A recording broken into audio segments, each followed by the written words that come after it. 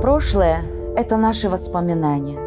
Будущее – это наши мечты, а живем мы здесь и сейчас.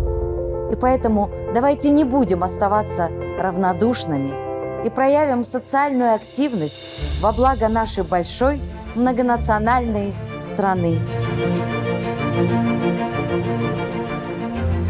Поправки Конституции защищают культурную самобытность народов и закрепляют тот факт, что культурное наследие охраняется государством.